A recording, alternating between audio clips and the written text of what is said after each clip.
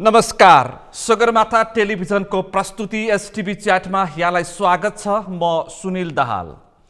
प्रधानमन्त्री शेरबहादुर देउवाको 3 दिने भारत भ्रमण जारी छ र निकै नै महत्त्वपूर्ण समयमा र निर्वाचनको पूर्व सन्ध्यामा नेपालका प्रधानमन्त्री देउवाको भारत भ्रमण जारी छ। एमसीसी नेपालको तर्फबाट पारित भइसके पछाडि निकै नै विवाद र निकै नै उल्झनहरू आए र निकै नै उल्झनका बीच नै एमसीसी पारित भयो र एमसीसी पारित भइसकेपछि राजनीतिक रूपमा थुप्रै तरङ्गहरू तरङ्गित भए। यसबीचमा एमसीसीको विषयमा चीन र अमेरिका सिधा वाक युद्धमा नै उत्रिए। यो विषयमा भारत मौन बस्यो र त्यो सँगसँगै केही दिन अगाडि चिनिया विदेश मन्त्री वाङको नेपाल भ्रमण भयो र त्यस लगत्तै नेपालका प्रधानमन्त्री शेरबहादुर देउवाको भारत भ्रमण जारी छ। यसबीचमा नेपालले चुच्चे नक्सा पारित गरेको छ र चुच्चे नक्सा कार्यान्वयनको विषय अन्योलतातर्फ उन्मुख छ र त्यो सँगसँगै नेपाल भारतको बीचमा सीमा समस्या पनि उस्तै छ। महाकाली र सुस्ताको विषय अड्किएको थुप्रै वर्ष भइसक्यो र त्यो सँगसँगै नेपाल भारत बीच भएका 1950 का सन्धिदेखि थुप्रै विषय वस्तुहरू छन् र त्यसलाई सुल्झाउने विषयमा कहीँ कतै ठोस रूपमा कार्यहरू अगाडि बढेका छैनन् र इजिपीको सम्झौता अथवा जुन प्रतिवेदन पनि कार्यान्वयनमा आउन सकेको छैन। थुप्रै विवाद, थुप्रै मुद्दाको बीचमा नेपालका प्रधानमन्त्री शेरबहादुर देउवाको भारत भ्रमण कति सार्थक हुन्छ, कूटनीतिक रूपमा, सद्भावको रूपमा, आर्थिक रूपमा र समस्या सुल्झाउने मुद्दाको रूपमा आज हामी यिनै विषयवस्तुमा केन्द्रित रहेर छलफल गर्दैछौँ। आजको यस छलफलमा मसँग सहभागी हुनुहुन्छ पूर्व राजदूत, अन्तर्राष्ट्रिय सम्बन्धमा पिएचडी गर्नुभएको छ, वा अन्तर्राष्ट्रिय सम्बन्धमा निकै जानकार हुनुहुन्छ, डाक्टर निरञ्जन मानसिंह बस्नेत। यहाँलाई स्वागत छ। धेरै धेरै धन्यवाद। आराम हुनुहुन्छ? सबै आराम छ। थुप्रै विषय प्रसङ्ग मैले उल्लेख गरेँ। निकै महत्त्वपूर्ण समयमा थुप्रै विवादका बीचमा र नेपाल राजनीतिक रूपमा र कूटनीतिक रूपमा र जियो पोलिटिक्समा आकर्षणको केन्द्र बनेको बीचमा नेपालका प्रधानमन्त्री शेरबहादुर देउवाको भारत भ्रमण जारी छ। तपाईँले यसलाई कसरी लिनुहुन्छ र सफलता र समस्या सुल्झाउन नेपालका प्रधानमन्त्री देउवा कति सफल हुनुहुन्छ? यस विषयमा मेरो भनाइ के छ भने यो अत्यन्त महत्त्वपूर्ण भ्रमण हो। अहिलेको कन्टेक्स्टमा, अहिलेको परिप्रेक्ष्यमा, किनभने नेपाल भारतका थुप्रै समस्याहरू र थुप्रै जुन हाम्रा सन्धि सम्झौताहरू भए तिनीहरूको विषयहरूमा चाहिँ धेरै कुराहरू अहिले थाँतीमै रहेको विषयहरू छ। त्यस्तो बखतमा चाहिँ नि उहाँले एउटा महत्त्वपूर्ण भ्रमण गर्नुभएको छ र यो भ्रमण चाहिँ नि औपचारिक भनिए तापनि वास्तवमा यो सद्भावना प्रकारको भ्रमण हो। हामीले हेर्दाखेरि पनि हामीले के देख्छौँ भने उहाँले जुन किसिमको भ्रमणहरू राख्नुभएको छ र त्यसपछि दिल्लीको भ्रमणपछि, दिल्लीको अत्यन्त महत्त्वपूर्ण भ्रमणपछि उहाँ चाहिँ नि बनारस पनि जाँदै हुनुहुन्छ र आज दिउँसो चाहिँ नि भारतीय प्रधानमन्त्री महामहिम नरेन्द्र मोदीज्यूसँग उहाँको द्विपक्षीय वार्ता पनि हुँदैछ। त्यसबाट धेरै कुराहरू चाहिँ नि सल्टाउन सक्ने अवस्था पनि हुनसक्छ र त्यो स्तरमा चाहिँ नि धेरै लामो समयदेखि वार्ता हुन सकिरहेको थिएन नेपाल भारत बीचमा र हाम्रो सबभन्दा ठुलो छिमेकी, हाम्रो संस्कृति सभ्यतासँग मेल खाने छिमेकी र हाम्रो सीमा पनि खुला सिमाना भएको मुलुक र हाम्रो धेरै पुरानो सम्बन्ध भएको मुलुक भएको हुनाले यो अत्यन्त महत्त्वपूर्ण भ्रमण हो र उहाँले यसलाई कसरी ह्यान्डल गर्नुहुन्छ अथवा कसरी ट्याकल गर्नुहुन्छ त्यसमा चाहिँ नि यो नेपाल भारत सम्बन्ध चाहिँ सुदृढ हुँदै विस्तार हुँदै जानेछ भन्ने मलाई लाग्छ तर महत्त्वपूर्ण बुदाहरूमा चाहिँ छलफल हुन्छ कि हुँदैन भन्ने चाहिँ धेरै पर्यवेक्षकहरू म पनि एकदम उत्सुकतापूर्वक हेरिरहेको छु। जस्तै एउटा चाहिँ भनौँ न यो लिम्पियाधुरा कालापानीको तपाईँसँग क्रमिक रूपमा छलफल गर्छु। सुरुवात यहाँबाट गर्छु कि 2062-63 को आन्दोलन सफल भइसकेपछि त्यसपछि प्रधानमन्त्री बनिसकेपछि गिरिजाप्रसाद कोइराला भारत भ्रमणमा जानुभयो। त्यसबेला उहाँलाई स्वागत गर्न तत्कालीन भारतीय प्रधानमन्त्री मनमोहन सिंह इन्दिरा गान्धी अन्तर्राष्ट्रिय विमानस्थलमा नै आउनुभयो र आजसम्म आइपुग्दाखेरि थुप्रै प्रधानमन्त्री भइसके र हिजोदेखि भारत भ्रमणमा रहनुभएका नेपालका प्रधानमन्त्री शेरबहादुर देउवालाई चाहिँ भारतीय रक्षा राज्य मन्त्रीले स्वागत गर्नुभयो, अजय भट्टले। यो बिचमा यसको महत्त्व म सुरु यहाँबाट गर्छु। कुन समय कति महत्त्व दिन्छ र कति सान्दर्भिक ठान्छ, किन यस्तो यो विषयमा स्वागतको विषयमा नै फरक त आउँछ? तपाईँ अन्तर्राष्ट्रिय कूटनीतिको जानकार पनि भएको हुनाले मैले प्रश्न यहीँबाट छलफल विशेष रूपमा मैले प्रारम्भ गरेँ। यो जस्तो एयरपोर्टमा मतलब स्वागत गर्न जाने भन्ने कुरा चाहिँ हाम्रो कुनै प्रधानमन्त्री दिल्लीमा भ्रमण गर्नु हुँदाखेरि सहसचिव स्तरको त्यहाँ नर्दर्न डिभिजन भन्छ नेपाल हेर्ने महाशाखा उहाँहरूको परराष्ट्र मन्त्रालयको त्यो नर्दर्न डिभिजनको सहसचिवले पनि स्वागत गर्नुभएको छ। तत्कालीन प्रधानमन्त्री डाक्टर बाबुराम भट्टराईलाई त्यस भ्रमणमा म पनि साथमा थिएँ। त्योभन्दा अगाडि पनि एउटा भ्रमण चाहिँ नि प्रचण्डज्यूको भएको थियो प्रधानमन्त्रीको रूपमा। त्यस बखतमा म चाहिँ नि कार्यवाहक शिष्टाचार महापालको रूपमा गएको थिएँ। त्यति बेला चाहिँ नि एकजना सहसचिवले आएर पनि मतलब स्वागत गर्नुभएको थियो एयरपोर्टमा, होइन? र यतातिर अब गिरिजाप्रसाद कोइरालालाई चाहिँ नि किन त्यो अब प्रधानमन्त्री नै त्यहाँ आउनुभयो भनेर भन्दाखेरि चाहिँ उहाँहरूले गिरिजाप्रसाद कोइराला चाहिँ यो 62-63 को आन्दोलनपछि चाहिँ उहाँले जुन हिसाबले वार्ता गरेर, जस्तो भनौँ न माओवादी त त्यति बेला चाहिँ नि विपक्षमा थियो र आन्दोलनै गरिरहेको थियो, र त्यसलाई चाहिँ मिलाउनमा उहाँले रोल खेलेको हुनाले उहाँलाई साउथ एसियाकै ठुलो नेता भनेर उहाँहरूले त्यसलाई त्यस्तो किसिमको चाहिँ नि मिडियामा, भारतीय मिडियामा त्यस्तो किसिमको प्रचार भयो र त्यसपछि चाहिँ नि डाक्टर मनमोहन सिंह चाहिँ एयरपोर्टमै स्वागत गर्न आउनुभएको थियो। त्यसपछि के थियो भने त्यति बेला चाहिँ गिरिजाप्रसाद कोइरालाज्यूको चाहिँ अलिकति स्वास्थ्य चाहिँ बिग्रिँदै पनि गएको थियो। त्यो हिसाबले पनि अब उहाँको के कस्तो हुन्छ पछि गएर पटक पटक भारत भ्रमणमा त उहाँ आइरहनुहुन्न, त्यो हिसाबले पनि उहाँलाई महत्त्व दिएको जस्तो लाग्छ मलाई। र मेन त मैले भनिहालेँ जुन किसिमले उहाँले वार्ता गरेर जुन 12 बुँदे सम्झौतापछिको द्वन्द्व अन्त्य गरिसकेपछि नायकको रूपमा नै प्रस्तुत गर्यो भारतले त्यसबेला चाहिँ त्यो हिसाबले उहाँलाई महत्त्व दिएको हुनसक्छ। त्यस हुनाले उहाँहरूले त्यो स्वागत गर्ने कुरालाई पनि उहाँले कूटनीतिक रूपमा चाहिँ उहाँहरूले प्रयोग गरिरहनु भएको छ। यसलाई कुन खालको कूटनीति भन्ने गरिन्छ बस्नेतज्यू? यसलाई चाहिँ नि अब जस्तो शिष्टाचार कूटनीति हो यो, होइन? शिष्टाचार कूटनीति भनेको कस्तो हुन्छ भने कुनै बेला ठुलो मान्छेले पनि मतलब महत्त्वका साथ हेरेर गरिराखेका हुन्छ। कुनै बेला चाहिँ जस्तो यहीँ पनि भनौँ न नेपालमा भारतको अब परराष्ट्र सचिवै आउनुभयो भने पनि हामीले के देखेका छौँ त भन्दाखेरि परराष्ट्र सचिवको समकक्षी त हाम्रो नेपाली परराष्ट्र सचिव नै हुनुहुन्छ, होइन? तर के भने उहाँ यहाँ भिजिटमा आउँदाखेरि चाहिँ प्रधानमन्त्री र राष्ट्रपतिज्यूलाई भेटेको पनि देखिएको छ परराष्ट्र सचिवले, होइन? त्यसो भए हुनाले हामीले चाहिँ हाम्रो तर्फबाट चाहिँ नि हामीले यो शिष्टाचार कूटनीतिलाई अलिकति हामीले चाहिँ नि प्रबन्ध गर्न नसकेको, व्यवस्थापन राम्रोसँग गर्न नसकेको हो कि भन्ने कुरा देखिन्छ। अब त्यो त कस्तो हो भनेदेखि अब कर्मचारीले गर्न सकेन भन्ने कुरा, जस्तो मै शिष्टाचार महापाल भएँ झन्डै 2 वर्ष। अब कर्मचारीले गर्न सकेन भन्ने होइन कि त्यो चाहिँ नि राजनीतिक तहबाट नै त्यसको निर्कोल हुनु पर्यो पहिला। कर्मचारीले त राजनीतिज्ञहरूले जे भने त्यही नै गर्ने हो, होइन?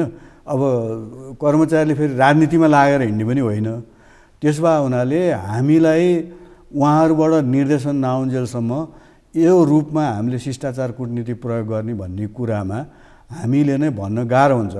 यस विषयमा म एउटा कुरा के राख्छु भने यो प्रोटोकलको कोड अफ कन्डक्ट आचार संहिता चाहिँ हामीले चाहिँ नि मस्यौदा गरेका थियौँ परराष्ट्र मन्त्रालयमा।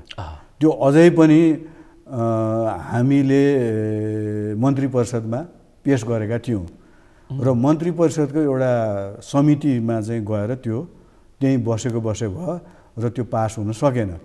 जस्तो हाम्रो नेताजीहरूले विभिन्न विदेशी राजदूतलाई आफ्नो घरमा निवासमा भेट्नुहुन्छ अहिले। जस्तो भनौँ न भूतपूर्व प्रधानमन्त्रीहरू तपाईँले देख्नु भएको छ, राजदूतहरू विदेशी राजदूतहरू अब कोटेश्वर जानुहुन्छ, डल्लु जानुहुन्छ, ट्र्याक सुट लगाएर कता जानुहुन्छ, मर्निङ वाकमा आएर प्रधानमन्त्रीलाई भेटेर दूतावास फर्किनुहुन्छ। त्यस्तो खालको कूटनीतिक त्यो चाहिँ हामीले चाहिँ नि व्यवस्थापन राम्रो व्यवस्थापन गर्न नसकेकै हो।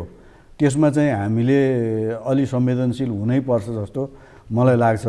र यो अर्को कुरा पनि मैले साधारण भन्ने गर्छु, यो हाम्रो आन्तरिक राजनीतिको विषयमा विदेशी राजदूतहरूसँग हामीले त्यति खुलेर छलफल गर्नु हुँदैन।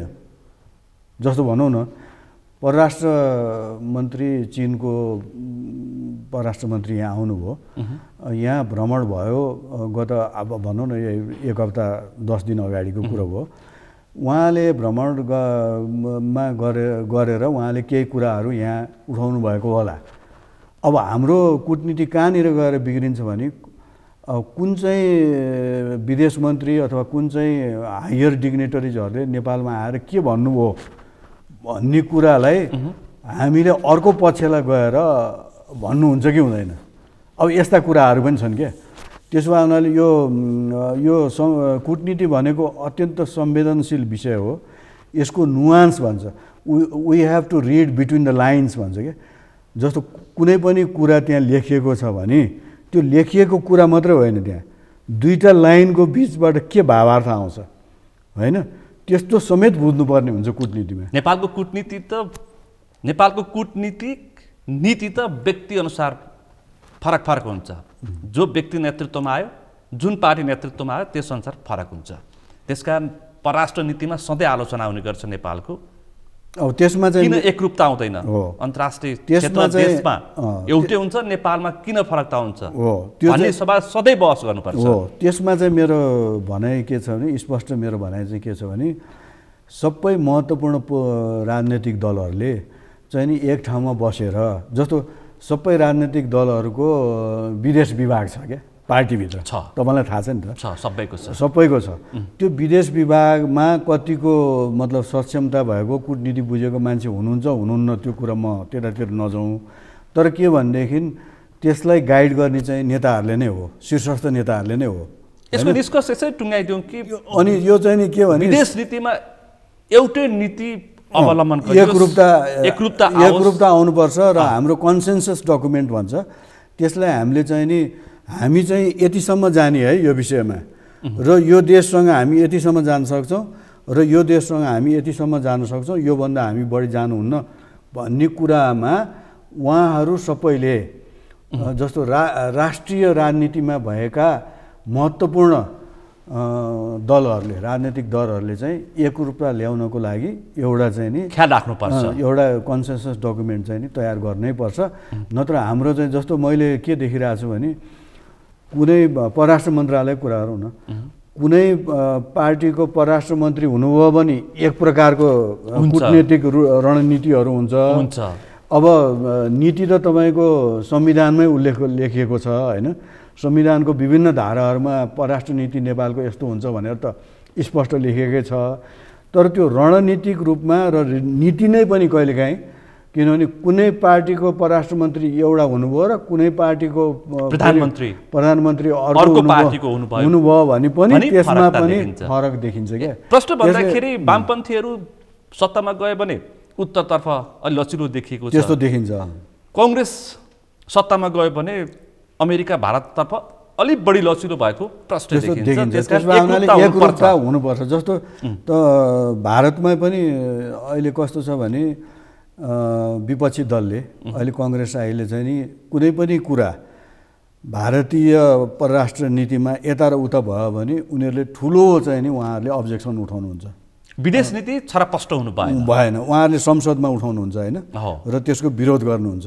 र भारतको भूतपूर्व प्रधानमन्त्रीलाई पनि MUA भन्छ त्यहाँ चाहिँ नि मिनिस्ट्री अफ एक्सटर्नल अफेयर्स, त्यो मिनिस्ट्री अफ एक्सटर्नल अफेयर्सले एउटा विदेशी भ्रमण गरिरहेको विदेशी प्रधानमन्त्री अथवा राष्ट्रपतिसँग तपाईँले यस्तो यस्तो कुरा गर्नुपर्छ भनेर उहाँहरूले ब्रिफिङ गर्ने टकिङ नोट्स प्रचलन छ, उहाँहरूले दिएपछि मात्रै र उहाँहरूले पर्मिसन दिएपछि मात्रै उहाँ भूतपूर्व प्रधानमन्त्रीले नि भेट्न सक्नुहुन्छ। नत्र यहाँ पर्मिसन दिएर कुनै पनि विषय पनि खासै जानकारी गराइदैन। जस्तो अब आजकै यही भ्रमणमा पनि त प्रधानमन्त्री शेरबहादुर देउवाले कुनै पनि न गठबन्धन न नेपाली जनतालाई केही पनि नभनेकन उहाँ दिल्ली पुग्नु भएको छ। त्यसो भए उनीहरूले के भने उहाँ चाहिँ नि नेपाली काङ्ग्रेसको सभापति र उहाँ चाहिँ नेपालको प्रधानमन्त्री दुवै हो होइन। तर उहाँले यस्तो किसिमको भ्रमणमा चाहिँ अब नेपाली काङ्ग्रेसको मात्रै हुँ भन्ने देखाउनु भएन। उहाँले त सारा नेपालीहरूको प्रतिनिधित्व गर्दै हुनुहुन्छ प्रधानमन्त्रीको रूपमा। त्यसो भए उहाँले पनि यी विषयहरूमा संवेदनशील हुनुपर्छ। यी विषयमा अब फेरि मैले अर्को एउटा सन्दर्भ जोड्नै पर्छ। अहिलेसम्म भारत भ्रमण गएको बेला नेपालका प्रधानमन्त्रीले कुनै पनि पार्टी कार्यालयमा गएर प्रवेश गरेको अवस्था छैन, पार्टी कार्यालयमा पुगेको अवस्था छैन। तर हिजो नेपालका प्रधानमन्त्री भाजपाको भारतीय जनता पार्टी बीजेपीको पार्टी मुख्यालय पुग्नुभयो। उहाँलाई बीजेपीका अध्यक्ष जेपी नड्डाले स्वागत गर्नुभयो। यसलाई चाहिँ कति उत्तौलोपना भन्ने कि कति सान्दर्भिक भन्ने कि यो कूटनीतिक मर्यादा भन्दा कति बाहिर नेपालका प्रधानमन्त्री पुग्नुभयो? यसमा चाहिँ मैले के भनेदेखि जस्तो भर्खरै फर्किनु भएको भारतबाट फर्किनु भएको राजदूत होइन निलाम्बर आचार्यज्यूले, उहाँ पूर्व मन्त्री पनि हुनुहुन्छ होइन, उहाँ एउटा मतलब सिजन डिप्लोमेट पनि हुनुहुन्छ, परराष्ट्रको जानकार पनि हुनुहुन्छ, उहाँ अन्तर्राष्ट्रिय कानुनको पनि ज्ञाता हो। र उहाँले भन्नुभएको छ कि यो चाहिँ नि अलिकति आउट अफ प्रोटोकल, उहाँको शब्द नै त्यो थियो कि आउट अफ प्रोटोकल गएको हो कि भने। म पनि यसलाई चाहिँ कसरी लिन्छु भने जस्तो साधारणतया भारतको भ्रमण गरिरहेको विदेशी हेड अफ स्टेट अथवा हेड अफ गभर्मेन्टले चाहिँ नि विपक्षी नेता चाहिँ भेट्न आउनुहुन्छ भ्रमण भइरहेको बेलामा, त्यो प्रचलन छ भारतमा। अब यो पल्ट चाहिँ विपक्षी नेताले भेट्ने कार्यक्रम पनि देखिएको छैन उहाँलाई होइन। र अर्कोतर्फ चाहिँ के भने उहाँले जुन चाहिँ नि हेडक्वार्टरमा भ्रमण गर्नुभयो बिजेपीको मुख्यालयमा, त्यो एक हिसाबले कस्तो देखियो भने जस्तो पार्टी टु पार्टी रिलेसनमा त्यो ठिकै होला, उहाँ सभापतिको रूपमा जानुभएको भए। तर के भने उहाँ त प्रधानमन्त्रीको रूपमा भ्रमण गर्दै हुनुहुन्छ नि, त्यो पनि उहाँले नेपाली कांग्रेसको पार्टी सभापति होइन कि नेपालको प्रधानमन्त्रीको रूपमा उहाँ जाँदै हुनुहुन्छ। त्यो मर्यादालाई पनि उहाँले ख्यालमा राख्नु पर्थ्यो, उहाँले विचारमा राख्नु पर्थ्यो भन्ने चाहिँ मेरो भनाइ हो। यसको दूरगामी असर कस्तो पर्न सक्छ? किनकि गठबन्धनमै रहेका वामपन्थी पार्टीका मन्त्रीहरू पनि सँगै देउवाको भारत भ्रमणमा छन्।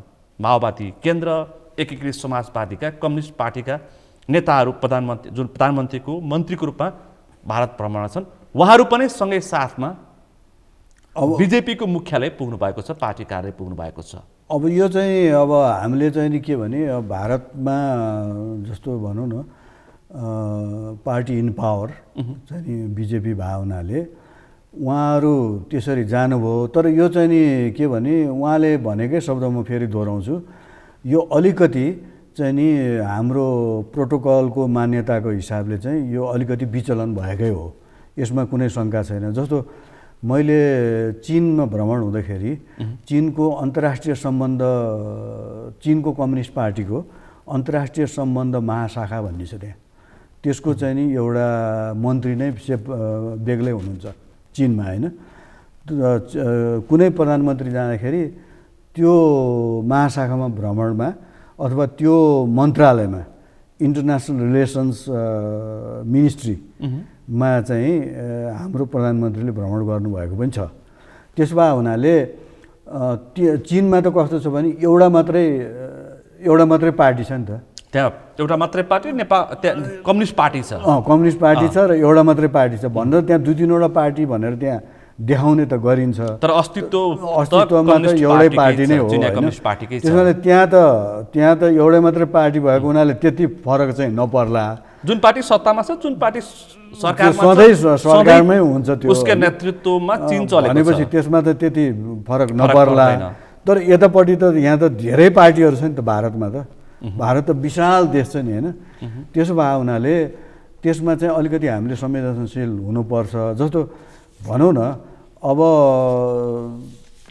कालान्तरमा गएर कङ्ग्रेस आइ पनि त सरकारमा आउन सक्छ नि त, सक्छ होइन भारतमा। त्यसो भए हुनाले त्यस्तो कुराहरूलाई हामीले धेरै ख्यालमा राख्नु पर्थ्यो, विचारमा राख्नु पर्थ्यो। त्यो चाहिँ योपल्ट हुन सकेन। त्यसो भए हुनाले यो चाहिँ नि शिष्टाचारको मर्यादाको हिसाबले चाहिँ अलिकति विचलन आएको नै हो भनेर म भन्छु। मेरो व्यक्तिगत विचार शब्दमा भन्नुपर्दाखेरि यो उत्तौलोपना हो। उत्तौलोपना साथै विचलनको एउटा पराकाष्ठा पनि हो भन्दा खासै फरक पर्दैन। विचलन मात्रै भन्छु म त्यसलाई। अब उत्तौलोपना भन्दाखेरि अलि एक्सट्रिम हुन जान्छ कि अब हामी कूटनीतिमा लागेको मान्छेले अलि सफ्ट ल्याङ्ग्वेज प्रयोग गर्ने, हामी अलि सफ्ट ल्याङ्ग्वेज प्रयोग गर्छौँ, सफ्ट ल्याङ्ग्वेज प्रयोग गर्छौँ होइन। त्यसले गर्दाखेरि यसमा चाहिँ विचलन आएकै हो यो विषयमा चाहिँ। मैले यस्तो समयमा भारत भ्रमण गर्दै हुनुहुन्छ कि वैशाख 30 गते स्थानीय तहको निर्वाचन छ र प्रमुख प्रतिपक्ष नेकपा एमालेका अध्यक्ष केपी शर्मा ओलीले यो भारत भ्रमण किन हो मलाई त थाहा नै छैन, के चटारो पर्यो, के लिन गएको, के पाउनुहुन्छ भनेर हिजो उहाँ एउटा प्रश्न गर्दै हुनुहुन्थ्यो। र प्रमुख प्रतिपक्षले त बिजेपीको मुख्यालय पुगेको विषयलाई पनि आलोचना गरिसकेको छ। भनेपछि यसको सान्दर्भिकता अहिले किन आवश्यकता देखियो? होइन, यो चाहिँ के भनेदेखि हाम्रो भारतसँग धेरै महत्त्वपूर्ण सवालहरूमा, महत्त्वपूर्ण प्रश्नहरूमा चाहिँ हाम्रो भारतसँग चाहिँ अहिले हालसालै आएर त्यति संवादहरू भइरहेको थिएन। जस्तो प्रदीप गेवालीज्यू उहाँ चाहिँ नि अघिल्लो सरकारको परराष्ट्र मन्त्री हुँदाखेरि उहाँले चाहिँ नि एउटा हाम्रो चाहिँ नि जोइन्ट कमिसन छ परराष्ट्र मन्त्री स्तरको, त्यो भ्रमणमा उहाँ जानुभएको थियो दिल्ली। तर उहाँले के सम्झेर जानुभयो भने यो नक्साको विषयमा पनि त्यो कुरा हुन्छ भन्ने हिसाबले उहाँले भ्रमण जानुभयो। चुच्चे नक्सा त्यो विषयमा चाहिँ त्यहाँ केही पनि कुरा न भारतले उठायो न उहाँले उठाउनु भयो। उहाँले त्यो उठाउनु पनि सक्नु भएन। त्यसमा त्यो भ्रमण त एक हिसाबले यो अहिले जुन प्रधानमन्त्री नै गइरहनु भएको छ त्योभन्दा अगाडिको एउटा चाहिँ नि कन्ट्याक्ट थियो भनौँ न, सम्पर्क थियो, त्यति बेला हाई लेभलको सम्पर्क थियो होइन। त्यसमा त्यति राम्रो हुन सकेन। त्यसपछि यो नै हो, यो चाहिँ त अब उच्चतम तहको सम्पर्क भयो। र मलाई चाहिँ के लाग्छ भने आज जुन दिउँसो चाहिँ भइरहेको छ हैदराबाद हाउसमा दुईजना प्रधानमन्त्रीको बिचमा, त्यसमा हुने वार्तामा चाहिँ केही न केही सकारात्मक लक्षणहरू, जस्तो हाम्रो प्रधानमन्त्रीले के भन्नुभयो भने म यो आर्थिक पक्षलाई चाहिँ बढी, कृषि भयो, यातायात भयो, यी पक्षहरूलाई म बढी चाहिँ प्राथमिकताका साथ भारतसँग उठाउँछु भनेर उहाँले जुन कुराहरू गर्नुभएको छ त्यसले गर्दाखेरि पनि हाम्रो सम्बन्धमा केही सहजता दुई देशको बिचमा चाहिँ आउँछ। किनभने त्यो उच्चतम तहको चाहिँ नि भेटघाट हो होइन। धेरै वर्षसम्म उच्चतम तहको भेटघाट भइरहेको थिएन, त्यसले संवादलाई अगाडि ल्यायो। तर यहाँ कुरा एउटा के छ भनेदेखि संवाद मात्रै भएर पनि हुँदैन, यसमा त आपसी समझदारीको कुराहरू आउँछ क्या। आपसी समझदारी दुवै देशलाई फाइदा हुने, आपसी हितलाई लिएर समझदारीमा आउने कुरा आउँछ। संवाद चाहिँ भइरहन्छ र त्यो संवादको पछि गएर मान्छेले त्यो संवादलाई नै बिर्सिने के त्यस्तो चाहिँ नहोस्। कार्यान्वयनको पक्ष अत्यन्तै फितलो हुने गरेको छ विगतदेखि। उहाँको यो भ्रमण, उहाँ त 5औं पटक प्रधानमन्त्री हो देउबा, उहाँको 5औं भ्रमण हो र समस्या हामीले 2072 संविधान जारी गरिसके पछाडि भारतले चर्को असन्तुष्टि व्यक्त गर्यो। त्यसपछि हाम्रो सम्बन्ध, नेपाल भारत बीचको सम्बन्ध अझै पनि सकारात्मक रूपमा गएको देखिँदैन। संविधान जारी भइसके पछाडि अहिलेसम्म उसले नेपालको संविधानलाई पूर्ण रूपमा आत्मसात गरेको अवस्था छैन। त्यो एउटा विषय भयो।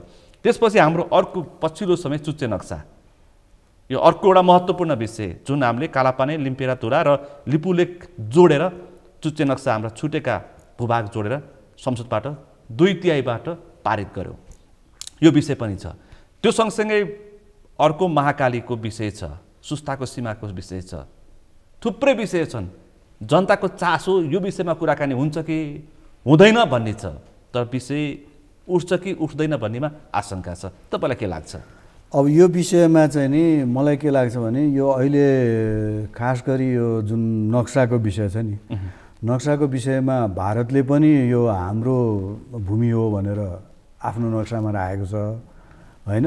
हामीले त संसदबाटै पास गरेर त्यसलाई संविधान संशोधन समेत गरेर हामीले आफ्नै नक्सा जारी गरि पनि सकेको छौँ होइन। त्यसमा सबै राजनीतिक दलहरूले सर्वसम्मत भएर पास गरेको कुरा भयो होइन। त्यसो भए हुनाले यदि यो भ्रमणमा त्यस विषयमा कुनै पनि कुरा हुन सकेन भने चाहिँ नि यो भ्रमणलाई खालि आर्थिक रूपमा मात्रै सहजीकरण भएको हिसाबले जुन किसिमका 2-4वटा उहाँहरूले मतलब केही सम्झौताहरू सहमति गरेर आउनु होला होइन, त्यसले आर्थिक रूपमा केही सहजता ल्याउला। तर के भने यो कुरा उठिएन भने दुई देशको बिचमा र यस विषयमा कुनै पनि कुरा भएन भनेदेखि चाहिँ खास गरी पर्यवेक्षकहरू जुन हामी जस्ता व्यक्तिहरू छौँ जसले चाहिँ नि यो अन्तर्राष्ट्रिय सम्बन्धलाई र कूटनीतिक सम्बन्धलाई हामी नजिकबाट हामीले हेरिरहेका छौँ र नेपाली जनताहरूले चाहिँ यसमा के भयो भन्ने कुरामा चाहिँ उहाँहरूको निराशाजनक अभिव्यक्ति आउन सक्छ यो भ्रमणको पछाडि पनि। यसमा चाहिँ हामीले त्यस भावनाले संविधान घोषणा, संविधान निर्माण, त्यसपछि साङ्केतिक रूपमा हाम्रो नाकाबन्दी, त्यसबाट चिसेको सम्बन्ध अहिले चुच्चे नक्सासम्म आइपुग्दाको अवस्था र एमसिसी पारित गर्दाखेरि भारतको मौनता।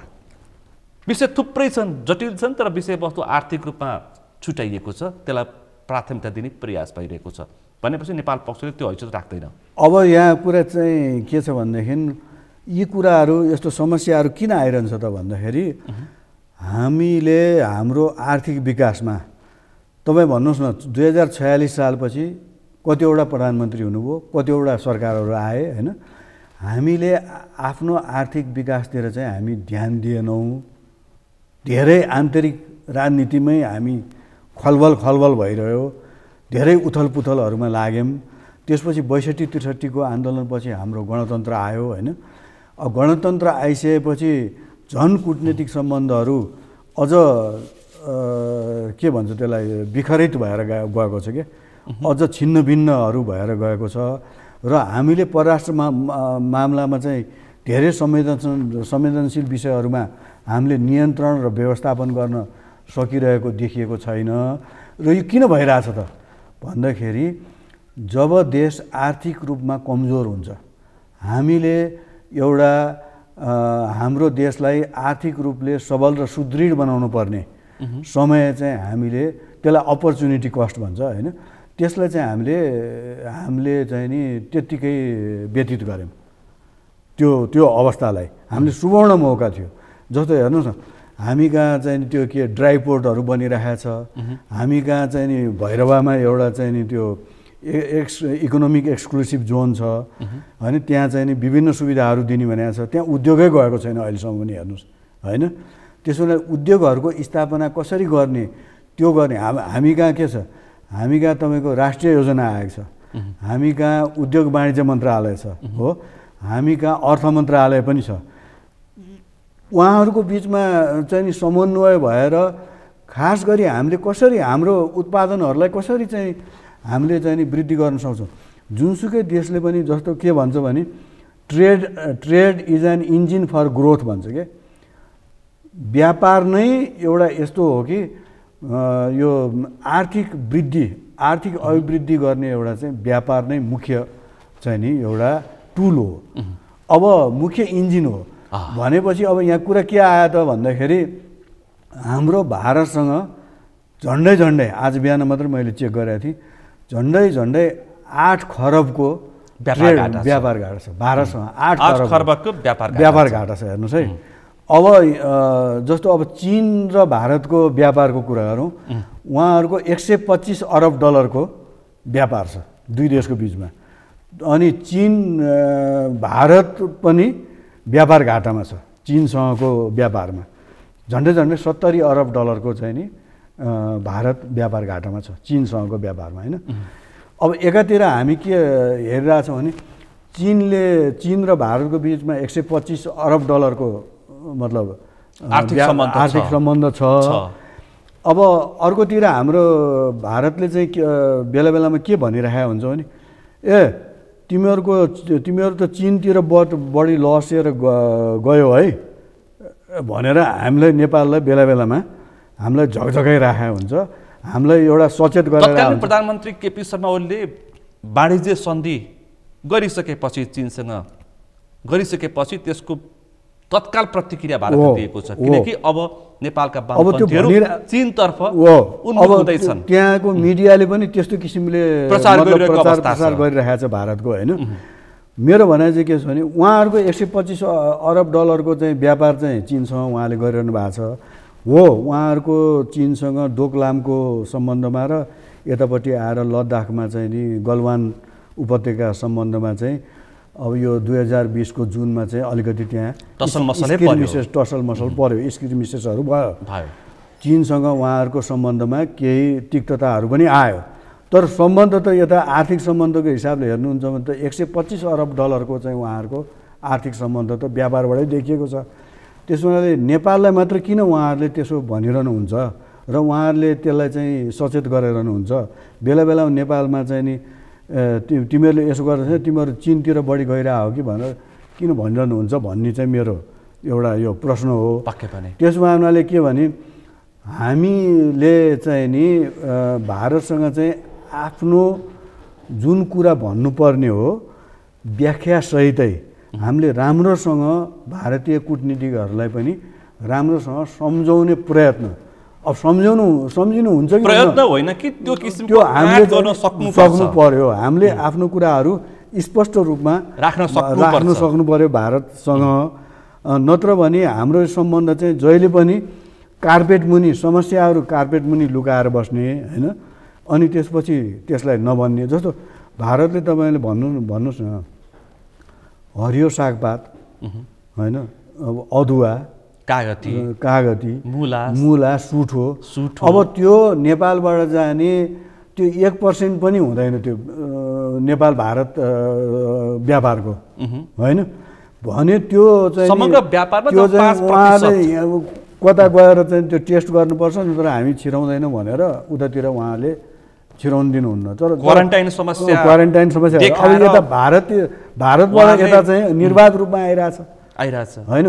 त्यसो भए उनीहरूले यो तरकारी चेक जाँच गर्दाखेरि पनि भारतीय दूतावासले चाहिँ आपत्ति जनायो र भारतले आपत्ति जनायो नेपालमा आयात गर्ने तरकारी हो। अब सम्माननीय प्रधानमन्त्रीज्यूले चाहिँ यो व्यापार घाटाको पनि कुरा उठाउँछु भनेर भारतसँग कुरा उठाउँछु भनेर भन्नुभएको छ। त्यसमा नेपाली दूतावासमा आयोजित रात्रि भोजमा उहाँले त्यो भन्नुभएको छ। खैर कति सक्नुहुन्छ आज द्विपक्षीय समकक्ष बीच हैदराबाद हाउस त्यो चाहिँ यहाँ भारतीय दूतावास छ, होइन, ठुलो दूतावास छ। भारतीय दूतावासले पनि मेरो भनाइ के छ भने भारतीय दूतावासले पनि यो व्यापार घाटा अत्यधिक भयो, होइन। हामी पूर्ण निर्भरता भनौँ न। पहिला चाहिँ नि पञ्चायतको बेलामा के थियो भनेदेखि राजा वीरेन्द्रको पालामा म व्यापार प्रवर्धन केन्द्रमा पनि 6-7 वर्ष काम गरेँ मुख्य अनुसन्धान अधिकृतको रूपमा। त्यो बेलामा चाहिँ नि हामीले के थियो भने व्यापारको चाहिँ नि कम्पोजिसन के थियो भने 60% भारतसँग र 40% अन्य मुलुकहरूसँग थियो। अब अहिले के छ भने झन्डै 95% भारतसँग र 5% मात्र अन्य मुलुकहरूसँग छ र 133 मुलुकहरूसँग नेपालको व्यापार घाटा छ। जस्तो म मलेसियामा राजदूत थिएँ, मलेसियासँग पनि नेपालको व्यापार घाटा छ। 133 लाखौं नेपालीहरू त्यसबाट के देखाउँछ त भने राष्ट्रिय योजना आयोगमा धेरै PhD गरेका धेरै विद्वान मै हुँ भन्ने मान्छेहरू चाहिँ त्यहाँ गएर उपाध्यक्ष भए, त्यहाँ गएर सदस्य भए। त्यसपछि विभिन्न मन्त्रीज्यूहरूले विभिन्न व्यक्तित्वहरूले चाहिँ अर्थ मन्त्रालयको नेतृत्व गर्नुभयो। त्यसपछि आएर वाणिज्य तथा आपूर्ति मन्त्रालय भन्ने सिङ्गो मन्त्रालय छ, उद्योग मन्त्रालय छ। त त्यसबाट के काम भइरहेछ त नेपालमा भन्ने कुराको अब प्रश्न उठाउनु पर्ने बेला आयो।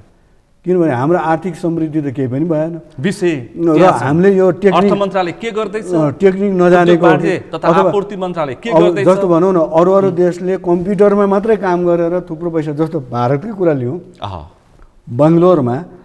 बङ्गलोरमा चाहिँ नि यो कम्प्युटरको हब छ भारतमा, आईटी सिटी छ। हो अब उहाँहरूले अमेरिकाबाट थुप्रो कम्पनीहरूले चाहिँ नि कन्ट्र्याक्ट गरेर तपाईँले अहिले अमेरिकाको चाहिँ नि इन्सुरेन्स कम्पनीमा फोन गऱ्यो भने हैदराबादबाट टेलिफोन उठाउँछ, हैदराबादबाट जवाफ दिन्छ। हैदराबादबाट कम्पनी त अमेरिकाको इन्सुरेन्स कम्पनी होइन। त्यस्तो काम पनि हामीले किन गर्न सकेनौँ त भनेपछि हाम्रो खास गरिकन नेतृत्वले र आर्थिक क्षेत्रमा जो व्यक्तिहरू अहिले यत्रो कयौँ मान्छे हाम्रो अर्थमन्त्री हुनुभयो, कयौँ व्यक्तिहरू चाहिँ राष्ट्रिय योजनाको उपाध्यक्ष हुनुभयो, उहाँहरूप्रति हामीले प्रश्न उठाउनु पर्ने अवस्था आयो। के गरेको यो देश के हो? यो देशले चाहिँ नि हामीले कनेक्टै गर्न सकेनौँ। आर्थिक रूपमा, सैनिक रूपमा, सबै हिसाबले भारत विश्वमा शक्तिशाली रूपमा उदयमान छ। अब विश्वका ठुला धनीहरूको लिस्टमा भारतका 100औं व्यक्तिहरू पर्छन्। तर यी छिमेकी मुलुक दाइ भाइको सम्बन्ध भन्छौँ होइन, हामी रोटी चेली बेटीको सम्बन्ध भन्छौँ, तर त्यहाँको इन्भेस्टमेन्ट लगानी नेपालमा शून्य सर छ, ठुला खालका लगानीहरू। अब जस्तो सिम्प्लिफिकेसन भन्छ होइन, अब हामीले चाहिँ नि त्यो आउन नसक्नु चाहिँ व्यापार वर्धन के कारण होला? हो त्यसमा चाहिँ के भने विषय कहिले पनि उठान हुँदैन। हो यो चाहिँ नि के भने सिम्प्लिफिकेसन अफ प्रोसिड्युर्स भन्छ होइन। जस्तो म मलेसियामा तपाईँको राजदूत हुँदाखेरि मैले के थाहा पाएँ भने त्यहाँ दिनमा 1000-2000वटा कम्पनीहरू दर्ता भइरहेको हुन्छ। दिनमै 1000-2000 वटा कम्पनीहरू दर्ता भइरहेको हुन्छ। विदेशी लगानी पनि हो, आन्तरिक पनि है। त्यो कसरी हुन्छ भने उनीहरूले अनलाइनमा गरिदिएछ। सबै कुरा फोटोकपी मार्फतबाट त्यो सबै अनलाइनबाट जान्छ र अनलाइनबाटै त्यो दर्ता हुन्छ। यहाँ पनि अनलाइन छ होइन। अहिले तर के भने अनि अन्तिममा गएर के भन्छ यहाँ चाहिँ भने तपाईँ सबै ओरिजिनल पेपरहरू ल्याउनुहोस्, यहीँ आएर हामीलाई भेट्नुहोस्, नत्र तपाईँको दर्ता हुँदैन। त्यो अनलाइन भने के हो? अनलाइन दर्ता भने त अनलाइनमै दर्ता हुनुपर्ने र त्यो दर्ता फी पनि अनलाइनबाट नै भुक्तानी हुनुपर्ने। तर मलेसियाले के गरेछ, 1 वर्षमा हरेक कम्पनीको अडिट रिपोर्ट उसले माग्छ। अडिट रिपोर्ट हेर्ने मान्छेहरू त्यहाँ छ होइन, उद्योग मन्त्रालयमा। त्यो अडिट रिपोर्ट हरेकको हेर्छ र त्यहाँ कुनै उनीहरूले बदमासी गरेको छ भने तुरुन्त उनीहरूको लाइसेन्स खारेज हुन्छ। अब हामीले हेर्नुपर्ने चाहिँ के भनेदेखि यो जस्तो मैले ब्याङ्कहरू पनि मैले देखिरहेको छु, अलि हामी चाहिँ कन्जर्भेटिभ तरिकाले ब्याङ्कहरू चलाइरहेका छौँ क्या।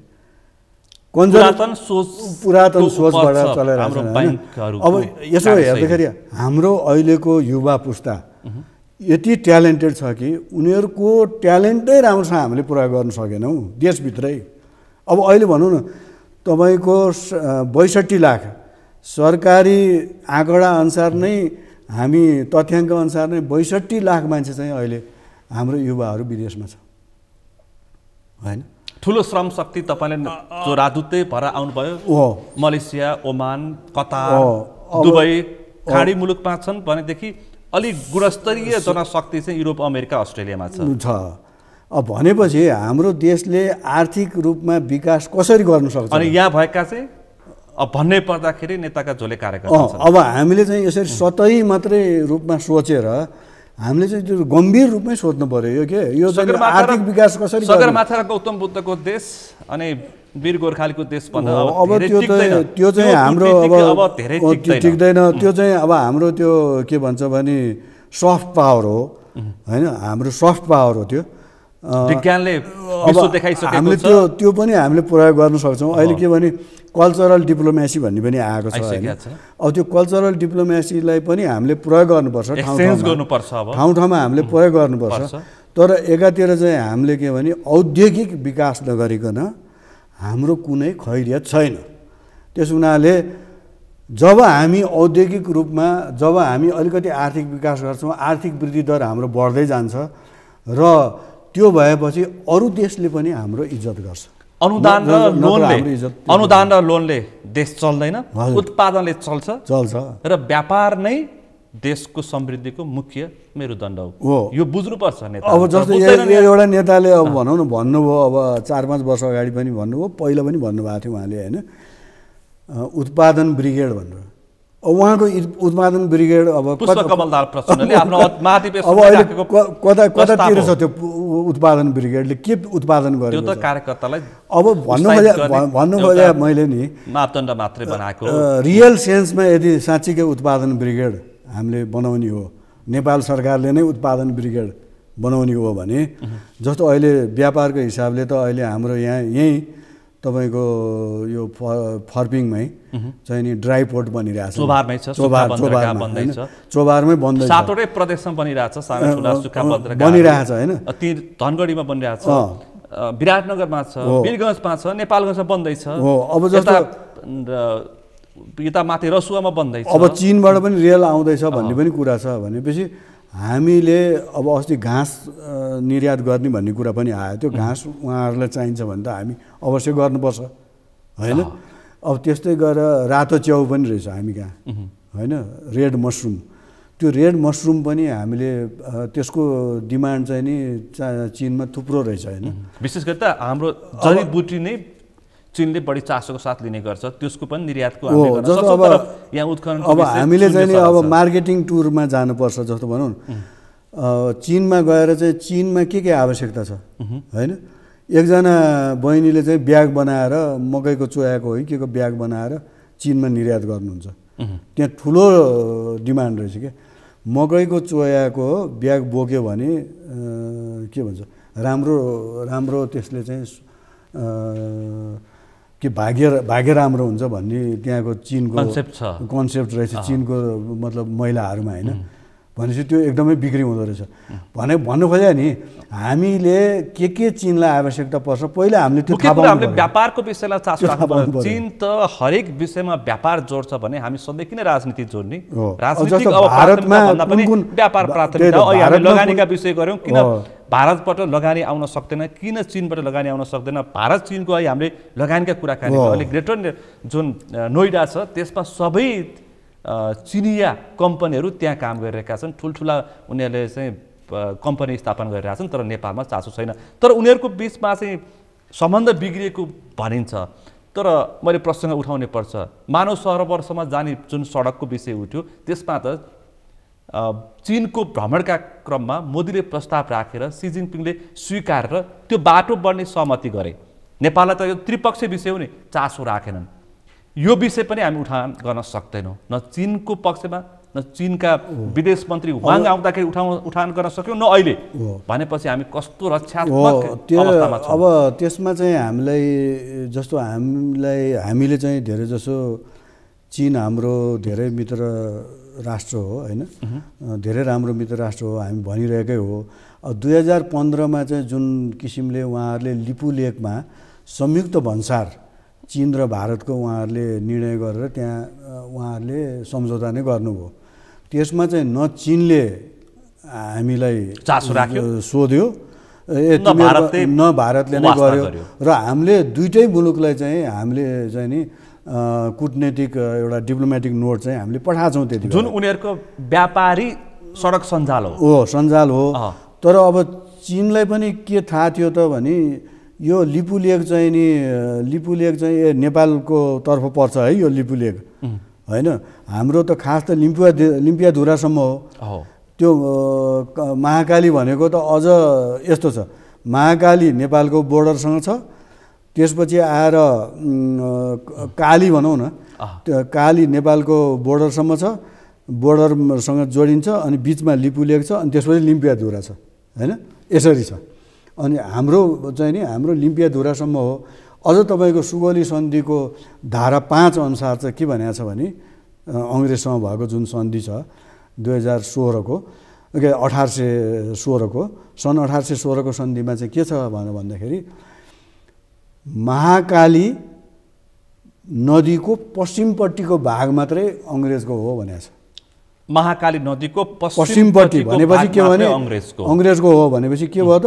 महाकाली नदी 16 टोलो चाहिँ नेपालकै हो अब अहिले हामीले चाहिँ महाकाली सन्धि अनुसार चाहिँ के मान्यौं त महाकाली नदी चाहिँ आधा आधा हो आधा आधा महाकाली पानी आधा आधा आधा हो भन्ने चाहिँ हामीले त्यो मान्यौं हैन त्यति बेला हामीले चाहिँ त्यो सुगौली सन्धि पनि हेरेनौं र धारा 5 चाहिँ अहिले पनि तपाई हेर्न सक्नुहुन्छ धारा 5 मा चाहिँ स्पष्ट रूपमा के लेखेको छ भने नेपालको राजाले महाकाली नदीको पारीपट्टि चाहिँ नि कुनै पनि सरोकार नराखुन् भन्ने कुराहरु त्यहाँ लेखिएको छ अब अर्को विषय मैले यो विषय उठान गर्ने पर्छ 6400 मेगावाटको पञ्चेश्वर आयोजना जुन पिरियड 2052 माघ 29 गते यसको सम्झौता सन्धि सम्पन्न भएको रहेछ जुनमा चाहिँ नेपाल सरकार तथा भारत सरकार बीच महाकाली नदीको शारदा ब्यारेज टनकपुर ब्यारेज र पञ्चेश्वर योजनाका सम्बन्धमा विक्रमसम्म 2052 माघ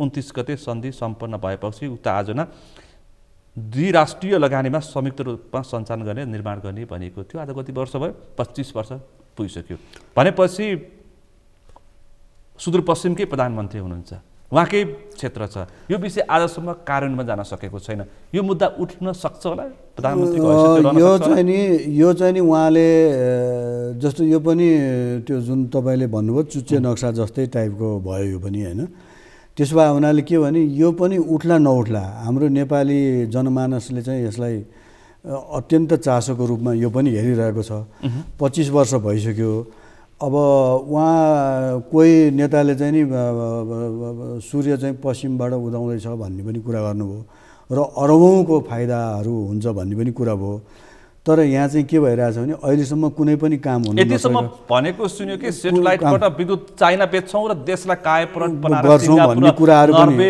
स्विजरल्यान्ड बनाउँछौं भनेर पनि कुराहरु पनि ताली पिटे अनि भारतले पटक पटक त्यस्तो किसिमको प्रतिबद्धताहरू विभिन्न मुद्दाहरूमा विभिन्न इस्युहरूमा चाहिँ गरेको छ जस्तो आजसम्म डीपीआर त बन्न सकेको छैन जस्तो चोटी भइसकेछ पुष्पकमल दाहाल प्रचण्ड प्रधानमन्त्री हुँदाखेरि म शिष्टाचार मतलब कार्यवाहक शिष्टाचार महापाल थिए सन् 2008 मा उहाँको भ्रमण हुँदाखेरि भारतको भ्रमण हुँदाखेरि त्यहाँ चाहिँ नौमुरे भन्ने हाइड्रो इलेक्ट्रिसिटी प्रोजेक्टको सम्झौता भएको सम्झौता मतलब भारतले पूर्ण रूपमा अनुदान दिने भनेर त्यहाँ निर्माण गर्नेमा जोइन्ट कम्युनिके संयुक्त कम्युनिकेमा त्यो लेखिएको थियो त्यो अब 2008 को अहिले कति भयो 14 वर्ष भयो भनेपछि अहिलेसम्म त्यसको कुनै पनि एउटा कोदाली खनेर एउटा खाल्डो पनि खन्या छैन त्यहाँ केही पनि भएको छैन तर त्यो संयुक्त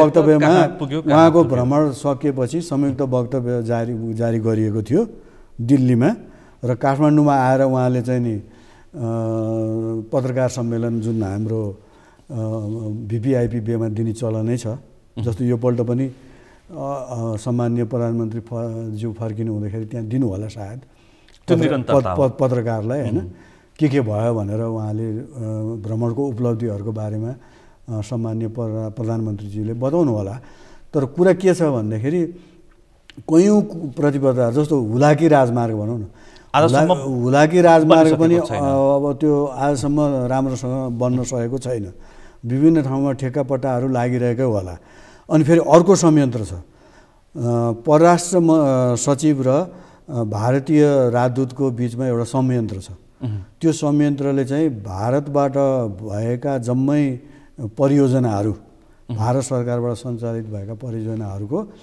त्यसले चाहिँ मूल्याङ्कन गर्ने र त्यसले चाहिँ नि राष्ट्रिय गौरवको हुलाकी राजमार्ग माथिल्लो कर्णाली परियोजना तपाईँ मोनिटर इभ्यालुएसन गर्ने इभ्यालुएसन गर्ने त्यो संयन्त्र पनि बसेको छैन होइन।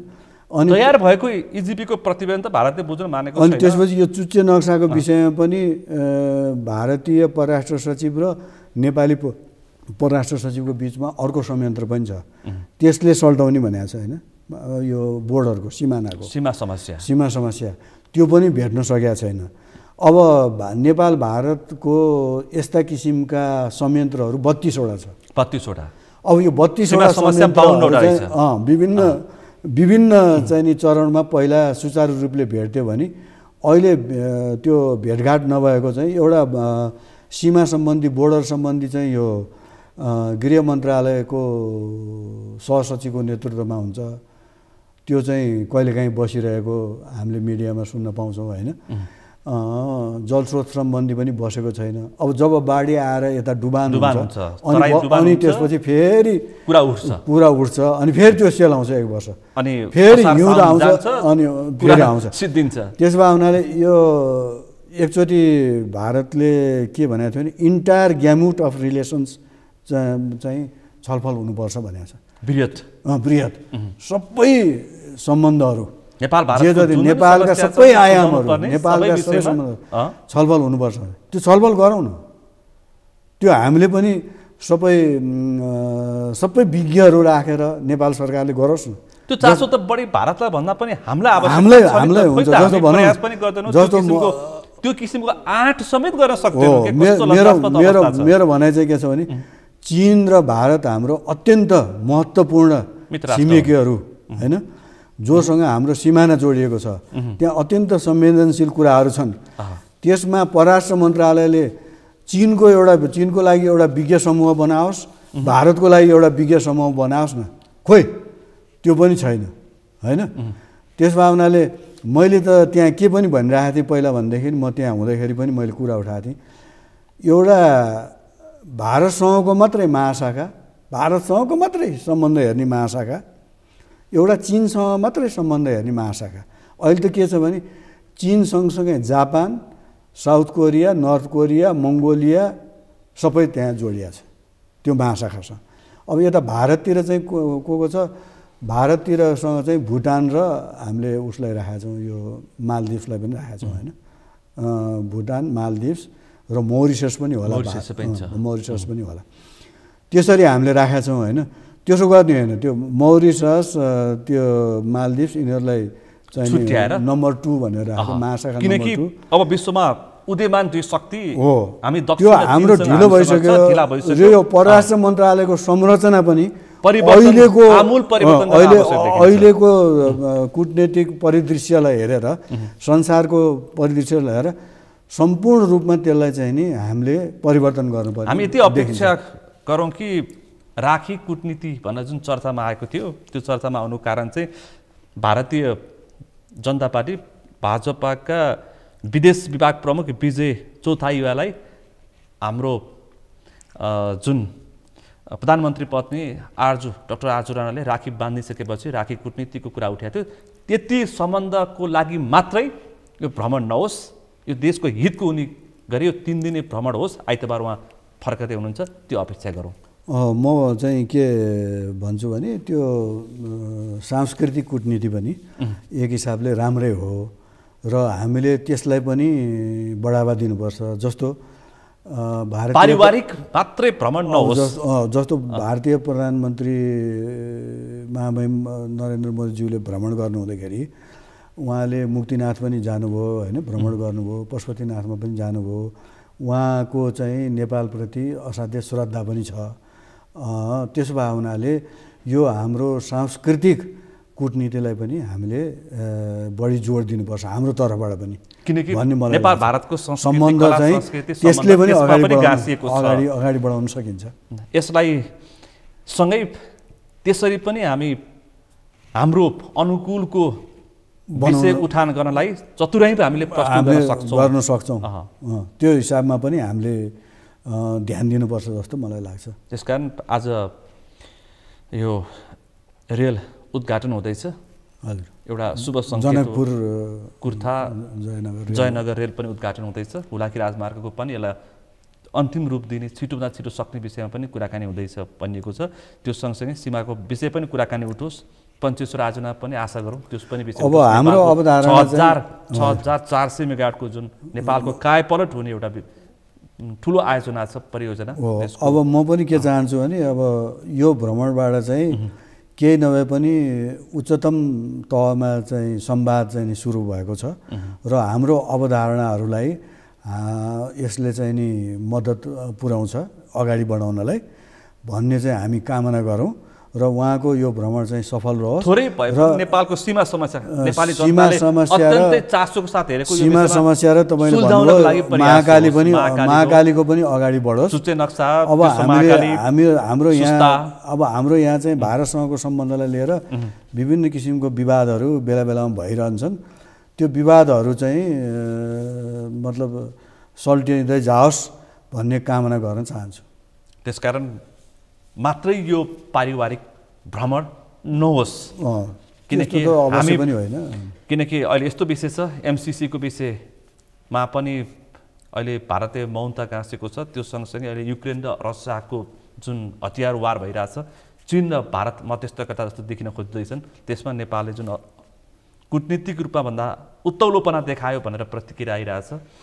यस्ता थुप्रै विषय छन्, फेरि हामी छलफल गरौँला। आजको यो छलफलमा सहभागिता जनाइदिनु भएकोमा म आभार व्यक्त गर्न चाहन्छु। म पनि सगरमाथा टेलिभिजन र खास गरी दाहालजी तपाईँप्रति आभार व्यक्त गर्छु। मेरो भनाइलाई राख्न दिनुभएको, तपाईँको जनप्रिय टेलिभिजनमा राख्न दिनुभएकोमा धेरै धेरै धन्यवाद।